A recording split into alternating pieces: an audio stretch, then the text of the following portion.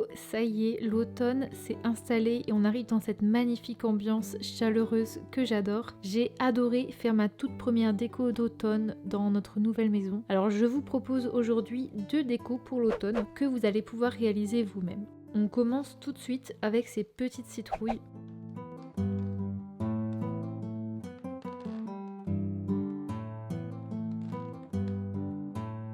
Alors pour les faire, on va avoir besoin de pâte autodurcissantes. Je vais faire des citrouilles de plusieurs tailles et là je commence avec une petite citrouille. Prends donc un petit morceau et je viens bien malaxer la pâte entre mes mains. Alors au début elle va être un peu dure, mais plus on va la travailler et plus elle va devenir souple. Lorsqu'elle est bien ramollie, c'est là qu'on va pouvoir former une boule. Vous voyez les petites fissures que ça a créées? Donc là, on va venir les enlever en les pinçant et en venant lisser avec un tout petit peu d'eau. En fait, avec l'eau, on va pouvoir vraiment enlever toutes les imperfections. Il y a juste à passer les mains mouillées en fait dessus et ça va lisser la pâte. Je roule encore bien la pâte entre mes mains et une fois qu'elle est bien lisse, je la pose. J'appuie avec ma main sur le dessus de la boule pour lui donner une forme un peu aplatie. Je lisse encore avec de l'eau. Je viens prendre un morceau de ficelle et je viens appuyer sur le tour de ma citrouille pour venir former les traits.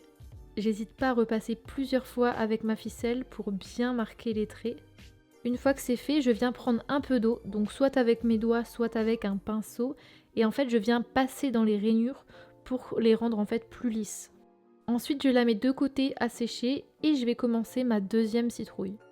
Alors pour le début c'est exactement la même chose, je viens former une boule avec ma pâte, ensuite je viens bien la lisser avec de l'eau.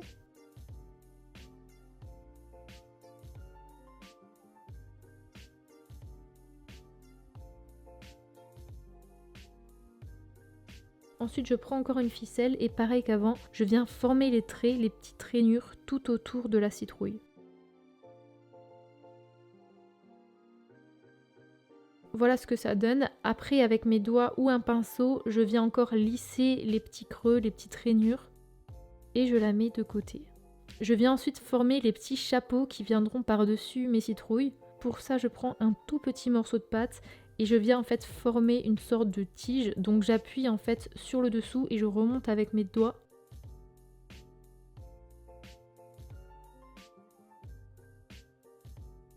Je viens bien lisser et voilà.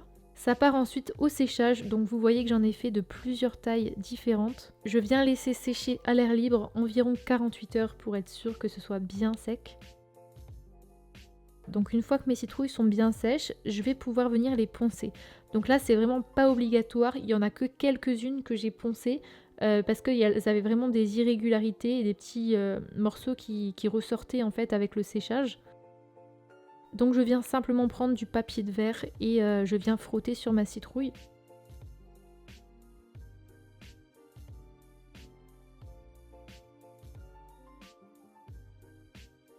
Pour enlever bien toute ma poussière, je souffle dessus et je m'aide aussi d'un gros pinceau. Une fois que c'est fait, je vais pouvoir passer à la peinture. Donc là, j'applique 2 couches de peinture acrylique pour être sûr que ça tienne bien sur la pâte. Et je viens appliquer 2 couches pour que la couleur soit bien foncée. Il faut bien laisser sécher entre chaque couche par contre.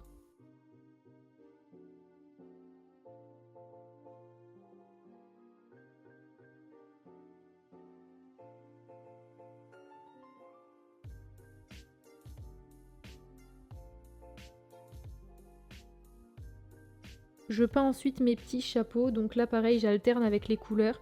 Là aussi je suis venue faire des citrouilles un peu jaune orangé et il y en a d'autres que j'ai pas filmé mais que j'ai peint en orange foncé. Une fois que la peinture est bien sec, c'est là que je vais pouvoir venir mettre mon vernis. En fait le vernis ça va venir protéger la peinture et ça va apporter un effet brillant. Mais c'est optionnel, si vous n'avez pas de vernis, la peinture ça peut suffire. Donc là le vernis j'en applique aussi 2 couches et j'attends bien que ça sèche entre les deux. Une fois que c'est sec, soit on pose simplement les petits chapeaux sur la citrouille, ou alors vous pouvez venir les coller avec de la colle chaude. Et voilà donc mes petites citrouilles, j'en ai fait de plusieurs tailles différentes et de plusieurs couleurs. Je trouve que ça fait vraiment trop mignon et ça apporte vraiment une petite touche personnelle à la déco. Je vais vous montrer maintenant un deuxième petit tutoriel. Donc là, c'est en fait des photophores. C'est quelque chose aussi de très simple que vous pouvez même faire avec vos enfants.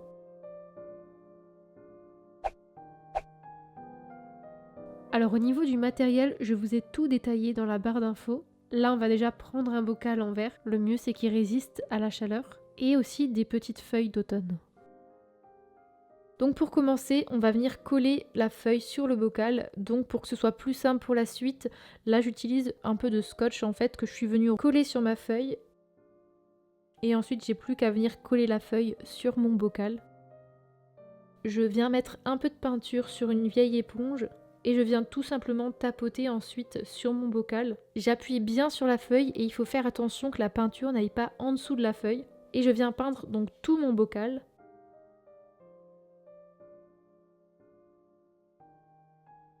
Je suis aussi venue appliquer 2 couches et j'ai attendu que ça sèche entre les deux. Après une couche, ça suffit aussi, c'est vraiment à vous de voir qu'est-ce que vous préférez. Une fois que c'est bien sec, je retire ma feuille, j'enlève les petits morceaux de scotch et voilà. Donc je trouve ça déjà rien que comme ça très très joli. Ensuite je suis venue un petit peu décorer.